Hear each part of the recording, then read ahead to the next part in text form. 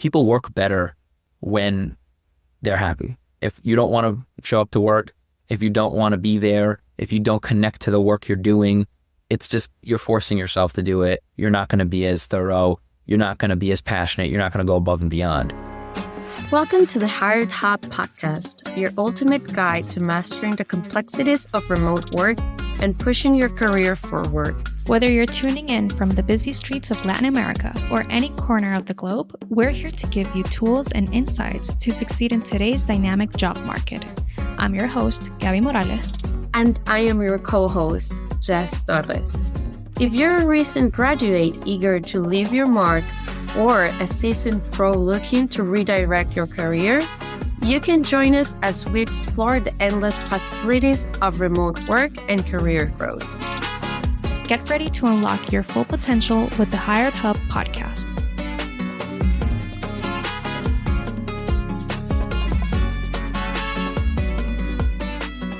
Imagine you're a college student juggling exams and part-time jobs, dreaming of a career that pays the bills and sparks joy. One day, you stumble upon a job chat and connect with a recruiter. Fast forward a few years, and you're the CEO of a successful staffing agency, helping others find their perfect job fit. Sounds like a dream, right? Well, that's precisely the journey of today's guest on the Hired Hub. From college hustler to CEO, Shlomo Meisels has mastered the art of turning opportunities into success. Hi, Shlomo. We're excited to have you here. Could you start by telling us a bit about what inspired you to pursue a career in recruiting? Yeah, sure. So I actually kind of fell into recruiting by accident, actually. I was going to do something completely different. I was going to be an SEO specialist. And through my process of finding an SEO job, I met with a recruiter and had no idea what a recruiter was. And I was kind of confused. Like, you don't work for the company, but you're also the gatekeeper of this position, and you can decide whether or not I get submitted. So I was kind of confused by who this person was. And I inquired about it and I said, hey, like, what's your role here? And after hearing about his job and what he does, I was like, wait, I think I like your job better than I like mine. Do you mind if maybe I learn from you for a little bit, kind of hear more about what you do? I ended up working for him for a few months before thinking to myself, I think I can see a future here. And a little while later, I got his blessing to go off on my own, and I started my recruiting agency. And that's kind of how I got my foot in the door.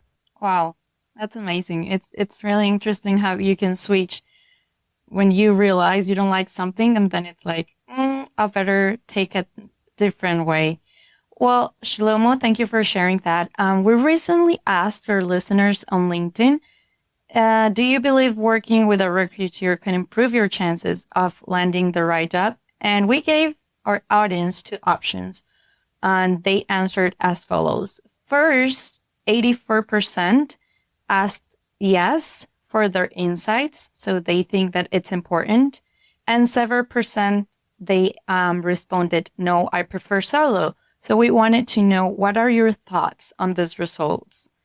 Yeah. So the pros and cons are, the cons could be, and this is probably why people might not want to use a recruiting company, is because they feel that since the recruiting agency charges a fee, a company might not be as willing to hire somebody through a recruiter because they don't want to have to pay a fee, ideally. However, what's actually true is companies hire recruiters because they trust them, and they know recruiting agencies come in and they have that background, they have that experience, they know what they're looking for specifically. And if the recruiting agency is doing what they need to do, they take a considerable amount of time understanding the company's culture, understanding what they're looking for, and their number one role is to bring them the best of the best.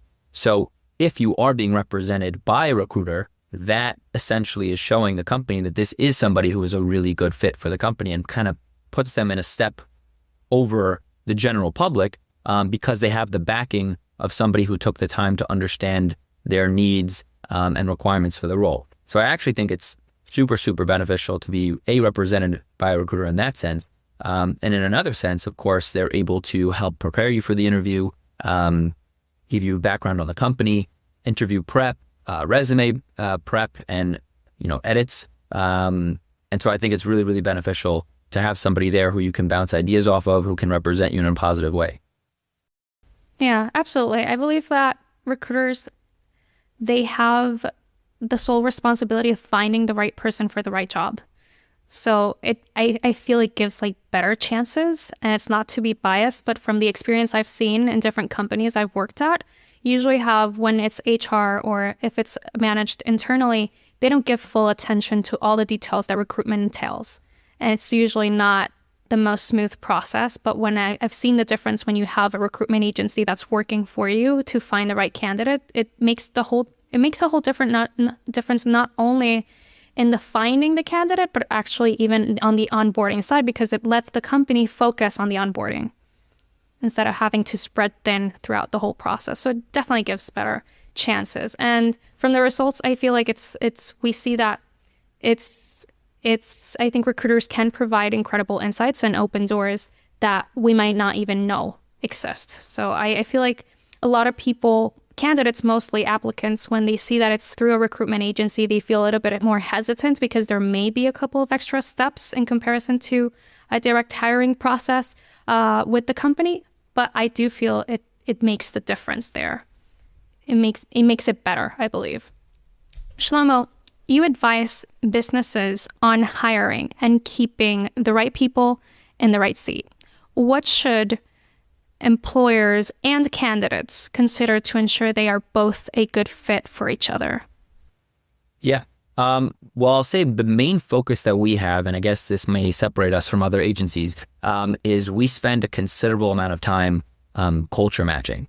We did a good amount of market research and found the two biggest reasons anybody leaves a company is A, they're looking for more money, or B, they're unhappy with the cultural fit. They don't see a future. They don't have chemistry with the company or their higher ups, and so they leave. So a big portion of the hiring process should be focused on these ideas and primarily the cultural fit.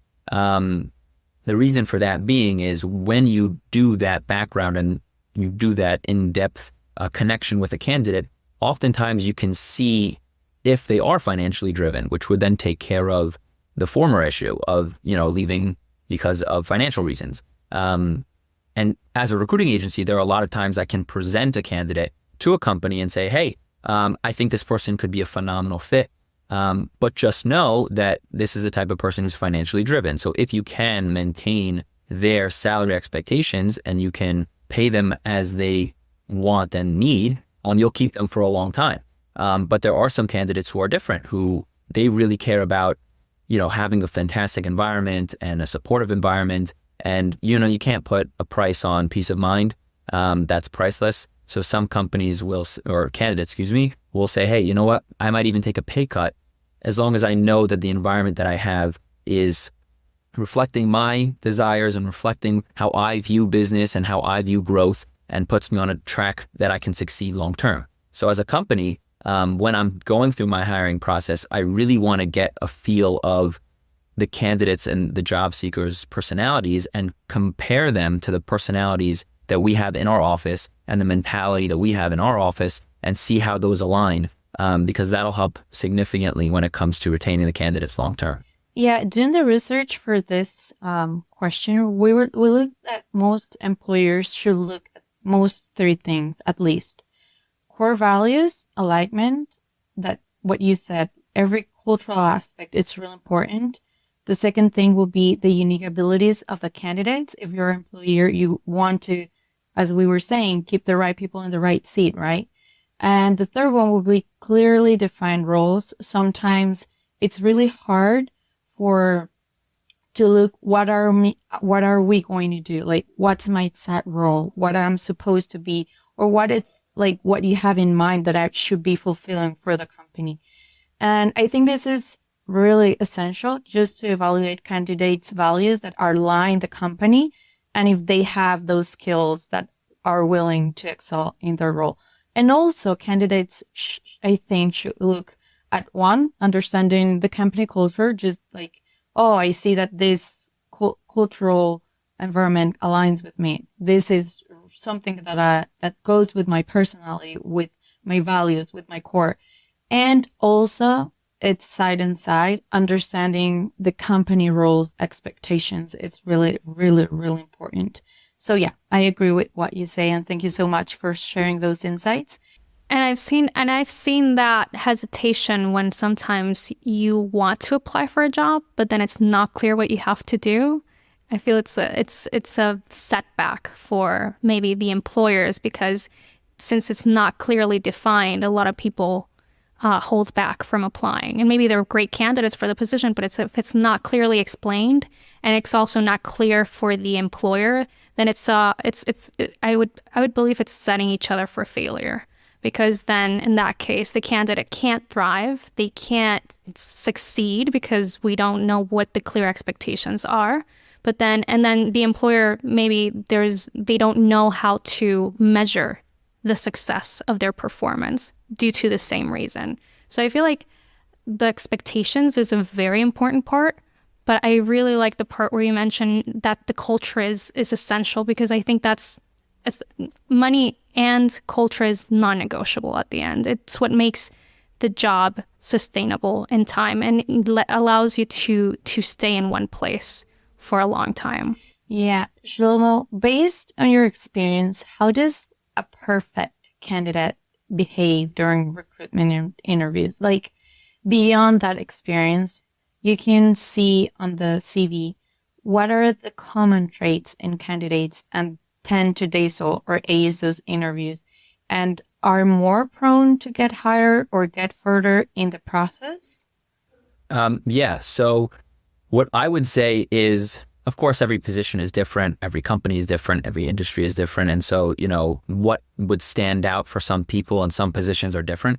But what I would say across the board, what reflects positively on job seekers and candidates in interviews is confidence.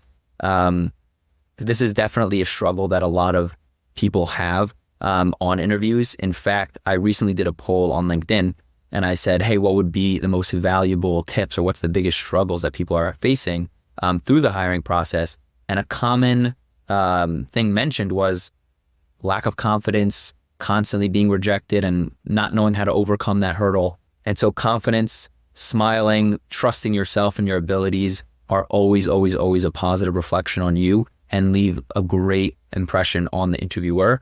Confidence is something that you just feel, as an interviewer, like I can tell through an interview whether somebody really knows what they're talking about versus they're kind of unsure. They really want the job, but they're not quite sure. And the best way to gain confidence is understanding where you're applying and knowing who you're interviewing with.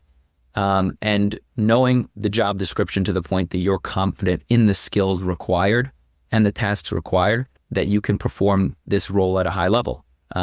Once you know that and you come into it saying, hey, I'm what you're looking for. I'm the solution to your problem. The problem is this job opening and I'm that solution. And I know that to be the case. And if you struggle on interviews, some people get stage fright in that sense. A great way to gain confidence in that degree is practicing, which is also another great reason to have a recruiter who is able to kind of be there to help you with a mock interview or tips along the way. Or even if you don't use a recruiter and you have friends or family members who can help you just go through the questions, the general questions, that can have a really, really, really positive result when you're on the interview itself. Yeah, absolutely. So I think what you're saying there is that confidence is boosted by preparation. Like if you come prepared to the interview, you have higher chances of that.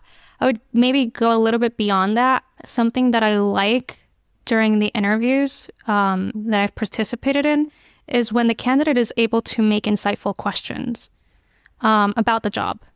Because it shows not only that they are prepared, it shows that they are listening, that they are actually questioning the process and the dynamic that you're presenting to them. And that also shows confidence. Something that I also seen is interesting is going beyond the technical part. I feel like something that's so hard to grasp onto during the recruitment process are the soft skills. And even that, you can go through the whole process and it's still going to be harder. You still have to demonstrate that you have those soft skills. But I believe that there are tactics or things that you can do that can demonstrate, that can showcase at least what those soft skills are and what may be needed for the role, because there are a few chances where you are not going to have to work with other people, and to work with other people you require soft skills. To work on highly detailed jobs, you need soft skills. You need attention to detail. You need to have critical thinking. And I think that throughout the process, if you're able to showcase that from your past experiences, I think that also gives an edge, because it shows that confidence that you're talking about. And the adaptability, like when you're able to illustrate how you are adaptable and how you can come into a business that already has a lot of moving pieces, and you can explain how you can fit into that new process, I feel like that also gives you an edge among other candidates that just go into the interviews and answer everything that they were questioned and then maybe don't have any follow-ups on that part. Awesome. So talking a little bit more about career exploration and personal development, what steps do you think individuals can take to explore their career options and identify paths that align with their interests, values, and goals, specifically when they're just starting in this job hunt scenario? So I work with a lot of college students coming out who are still unsure what they want to do yet. It can be very stressful for people, especially seeing their friends kind of have clarity of what they're looking to do and already on their path. And that can be stressful for some. And so what I do is with these candidates and these people is pretty much make a pros and cons list to start, saying what are some things you've done in your life, even job related, not job related, that you've enjoyed. What aspects of potential opportunities would you enjoy? I'll even present them with a bunch of job descriptions and say, what sounds interesting to you here? Or what are you saying, no way, not for me? That's where I try to get a baseline for. So we'll start to go through different job descriptions, see what stands out, see what's interesting, and see what overlaps through those. And through that process, you can get an idea of which roles may be interesting to you. And then the second half is just trying it. There's a lot of opportunities and ways to get real life experience without buying in 100% to a position, meaning you don't have to jump straight away to a full-time role to try it out. There are a lot of side jobs you can do or short-term jobs you can do that can really help you get a feel for what the role is. And a lot of times you'll get a lot of clarity as to, hey, I thought I would really like this, but I don't actually really like this. And I thought I wouldn't like that, but turns out I actually kind of like that. And the other thing, the third part, which I also recommend everybody to do, is once you kind of narrow down a general field that is interesting to you, sometimes you can't get experience in that specific thing. And the next best thing is to speak to people who are currently doing it and asking them in detail what their day-to-day is like, what their pros and cons are, what's their favorite parts of their day-to-day, what's their least favorite part. How would they recommend somebody start to get to the point where they're at? And a lot of times by developing these relationships, almost mentor-mentee relationships, a lot of times people will present opportunities to you. A lot of times once you hit a point in your career where you're close to the top or you're at the top, nothing gives you more pleasure than giving to the next generation and giving to, helping out somebody below you. There's a sense of pride that comes with that. And so once you've appealed to that and you can say, hey, I'm really interested in being that mentee to your mentorship and taking advantage of the knowledge that you've gained, they're oftentimes significantly more likely to help you through that process now that they're bought into you and your growth. So those are the main three things that I would say to people who are just starting to figure out what direction they want to go in professionally. Well, I agree on that. And I also think that self-reflection helps you to understand your strengths and values. So that's something significant to all of the process. And like you were saying, like seeking guidance from career counselors, mentors, professionals that can provide you those insights is really important to have on your path. Of just people that has done that same thing that you want to do. It's like, hey, just teach me how you started on this process, or searching podcasts or just YouTube channels from people that has been doing this that you want to do from a long time. And also I think networking, it's really important. just to have a little bit of experience through these internships or just volunteering work. I think those are really good insights. So given your connection to college age job seekers in the US, what unique perspective do you bring to helping them find their career paths? Well, one thing that I'll say is a lot of the people who work for me are straight out of college. So they just went through that whole process that a lot of the job seekers are going through. And so they relate to it. They're like, hey, I was there last year, 2 years ago. I know exactly what you're feeling. And I know exactly where you're coming from. And here's what I did to gain clarity. Let me help you with that. And the sense of connection that they feel when they're talking to somebody who's been there recently and who understands their experience is very different coming out of college now versus somebody who was in college 20, 30 years ago. It's a totally different job market. It's a totally different world. People put emphasis on totally different parts of, the hiring process. And so having people who really connect to you on that level and understand where you're coming from really, really helps in their understanding of the process. And the good part of that also is they're still connected to their colleges. They're still connected to the people there. And so they're able to bridge that gap. So that's what I think in terms of our agency helping college students really, really, really helps a lot. I like that part because it really connects with the part of like mindset, having the right mindset and resilience. And I know that when we're young, we're too impatient and we want results right away. So we're actually having someone on your corner telling you, hey, maybe it didn't work out this time, but these are the things that you can improve. You have to be patient. You have to, make these changes. You have to approach this in a different way. You have these tips and you give them that guidance and you not only coach them, but actually cheer them on. I feel like that makes the whole difference because this process of career search can be very exhausting and it can be very overwhelming and frustrating at times. And I feel like a lot of the times a main reason why people settle for something they're not satisfied with is because they may feel there are no better options. And really, I feel like that a recruiter really helps to maintain that resilience and that positive mindset throughout that whole process. Thank you very much for mentioning that because I feel like it's something that's not so talked about. We always want to talk about results and this is more of an intangible part of the process. This part is a value that you can't see directly, but actually you can see it throughout the time when you still have a resilient job seeker that's still willing to keep looking for the right position for them.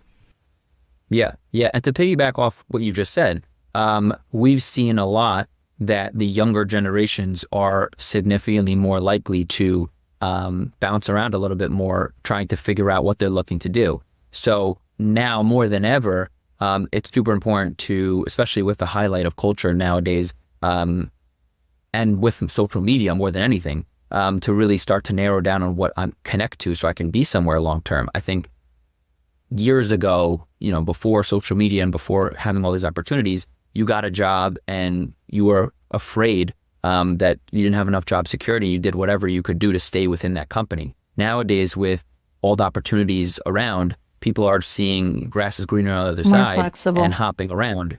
And seeing other opportunities. So now, more than ever, understanding how I can connect to the company and be with them long term and grow within there in an appropriate way, I think is more important now more than ever. Absolutely. Let's give it a chance there. So let's talk about building job satisfaction and employee retention because we're talking about the whole recruitment process, what happens afterwards, because it's not just about, okay, I think this is the right fit, but actually knowing if it's the right fit, trying it out. From your experience, what are the best ways to keep remote employees engaged and happy? Like, what advice would you give businesses in this area? Yeah, I myself have a lot of remote employees. And I think the biggest thing there is it's a give and take with remote employees. You're giving them a lot more freedom. You're giving them a lot more autonomy. But you also need to feel the reciprocation back, meaning having open dialogue, having open communication, having weekly meeting to make sure everybody's still, head on the right path, I think is very, very important. I think it gets easy for remote employees from time to time to kind of lose the feel of being part of a company. And what's great about it is they save on a lot of ways. They don't have to pay for transportation. They don't have to worry about how they're going to get from place to place. They can wake up at different times. They're the comfort of their own home. Some people are way more comfortable there and more productive there. But being a cohesive unit, and as we spoke about before, the culture side of things is so crucial. It's a lot harder to maintain or grow that culture when you're not with other people. So having those meetings, having those teams that can work together, and having people check in on all their remote employees and say, hey, how can we make this more efficient? What thoughts do you have on this process? Keeps them engaged and keeps them on, the culture minded. And I think that definitely is a big factor to it.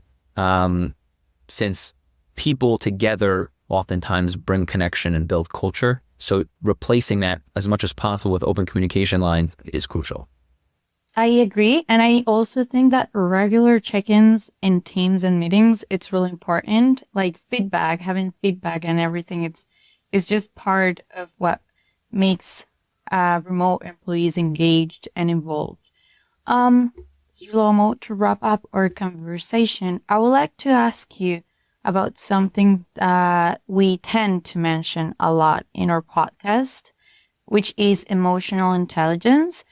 And specifically, how important is it emotional intelligence in leadership and retaining valuable talent for you? What do you think about that? I think it's important. I really think it could be crucial for the retention side of things. A lot of times, and I've seen this so many times, that companies are just unaware that some of their employees aren't happy. And then they'll leave and they'll be super confused. Like, why did this person leave? I thought they were doing great. I thought they were on a good track. They were getting their work done on time. They never complained or said anything to me directly. I don't understand why they just up and left. And, if there was an issue, we would have tried to solve it, but we didn't even know. And so having that, emotional intelligence to read between the lines and check in on people and try to really get a feel for when people are in need of help or struggling or having specific issues is huge. And also on the flip side, seeing what people respond to in a positive way and then doubling down on that. There are a lot of times where you'll see really positive results to an initiative within the company, or if they're motivating and they have an incentive program, some people respond really well to that. So seeing the ups and downs of their employees in their, response to different prompts within the company or tasks within the company or working in a team or who works well within each team can have a massive effect on the efficiency of the company, retention of the company, overall happiness in the office, or if they're working remotely, overall happiness just in general. People work better when they're happy. If you don't want to show up to work, if you don't want to be there, if you don't connect to the work you're doing, it's just you're forcing yourself to do it. You're not going to be as thorough. You're not going to be as passionate. You're not going to go above and beyond. And so having the awareness of what people connect to and what keeps them motivated will make you way more successful in terms of efficiency within your company and, of course, retention long term. Absolutely. I feel like there's a term that I hear a lot of people my age and like my peers talk about, which is emotional salary. And it's something that maybe 20 years ago, people didn't consider, like different generations. You had a steady job, you had, this income. Maybe it wasn't the job of your dreams, but, it paid the bills and you had to do it only a couple of hours a day, so it wasn't so hard. Now people are talking about emotional salary, which is exactly what you're saying. Not only doing the job and being there, but actually enjoying your time there. Because if you're going to spend a third of your time, a third of your life working, you might as well enjoy it. So when you have people that are self-aware, that have emotional intelligence, I feel like they're more prone to be self-aware, like you say, to really understand not only their own strengths, but also be able to understand the strengths of their teams. They're more empathetic, so they're able to see before, prior than when it happens, when people leave, what may be the problem, and actually seek a solution to it. They tend to be more communicative, which is also very important. And actually, in remote environments, I know we talk a lot about being in a remote environment, but that is regardless of what environment you are. You need to have good communication with your team. And I feel like emotional intelligence gives you that, to have effective communication. And knowing how to manage your relationships, because a lot of times you will have this kind of leadership that's maybe a little bit more autocratic, that you want things to get done and you're not listening to the feedback that you're getting, and that can also generate an environment of unsatisfaction. So I feel like overall emotional intelligence is essential to not only find the right person, but also keep that person in your business, which at the end is more effective for businesses, because it's better to have someone that stays in the long run, so you don't have to retrain over and over again the same person. So it's an investment, honestly, because I feel like having emotionally intelligent leaders, like, it takes a lot of soft skills, like I mentioned before. But it's definitely an investment that businesses should be looking at, to not only have someone that supervises and manages, but actually also someone that has leadership skills and that has emotional intelligence and that can actually see more than what's in front of them when it comes to their team and their satisfaction. You can't put a price on peace of mind. That's priceless. Exactly. I guess that's like a similar idea to what you were saying. Exactly. Shlomo, we're wrapping up, unfortunately. This has been a great conversation. We're very happy to have you here. And we would love to have you back anytime soon, so we can talk about other topics regarding recruiting and just the career hunt kind of side of it. Of course. Yeah. Thank you so much for having me. It's been a blast, honestly. Absolutely. As we wrap up, let's reflect on the valuable insights that we've shared today. We've covered effective hiring practices, career exploration, and building job satisfaction. Big thanks to Shlomo for his expertise, and to our listeners, thanks for tuning in. Remember to subscribe for more on remote work, career growth, and personal development. Until next time, keep shaping your career journey. This is Gaby. And this is Jess. See you next time. That wraps another episode of the Hired Hub podcast. We hope you found today's discussion empowering and insightful. Remember, success in the world of remote work is within your reach, and we're here to support you every step of the way. Be sure to subscribe to our podcast for more expert advice and engaging conversations. Please give us a review on Apple Podcasts and Spotify to help us reach more people who can benefit from the Hired Hub podcast.